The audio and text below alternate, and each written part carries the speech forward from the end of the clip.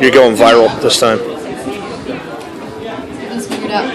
Alrighty, so my name is Jana Core, and I heard a spoken word poem, and I'm like, hey, that's like really cool. I want to do that.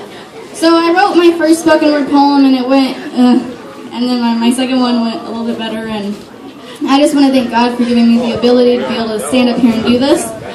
And spoken word poems, instead of clapping, we snap. So if there's something y'all like, go ahead and snap. It shows that you're energetic and you like what you're hearing.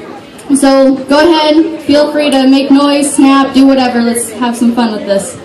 So here we go. Love on display. Jesus loved you so much, he died on a cross for you. For many, these words mean nothing. The cross has been dolled up, watered down, put on a chain with diamonds in it, engraved in leather, injected in skin, but yet, it's lost.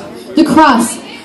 God's love on display. It's the greatest love story. It's even better than Romeo and Juliet. Crucified. Love on display. You see, the word crucifixion should sum up God's love for you. Because Romans would execute many. Execution was fast and cheap. A stroke of a sword, a cast of a stone. But crucifixion was an art by the Romans, and they had perfected it. It was much more than just killing a person. It was an art of public humiliation, an art of beating someone so close to death, but yet still keeping a pulse. Love on display. Matthew 27:26, Jesus was flogged. I want you to imagine a whip consisting of many strands of leather and attached to bits of bone and metal. So it didn't just cut the flesh, but it ripped it off as if tearing tape from paper. And as if that wasn't bad enough, they bound the hands above the head to tightly stretch the skin on the back. And counting, forget that. The number of lashes isn't what mattered. What mattered was being able to beat someone to death, but not actually killing them. So tearing flesh, lacerating muscles, exposing organs, love on display. Verse 29, our king had a crown of thorns instead of a crown of gold and jewels. He had a reed instead of a scepter in his right hand. As if that wasn't enough mockery, then they said, "Hail, King of the Jews." You see, they were mocking him for him saying he was the Son of God, because surely no king would put themselves through such suffering for sinful people like us.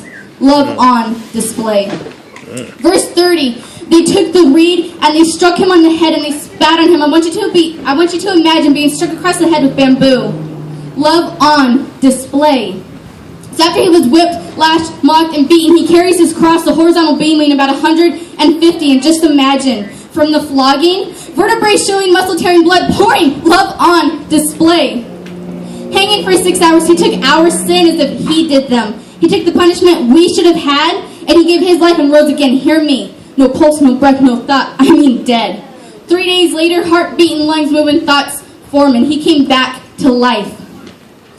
He died for you. He came back for you. So don't tell me you're nothing. Don't tell me your sins can't be forgiven. And don't tell me you're unloved. Because Jesus loved you so much, he died on a cross for you.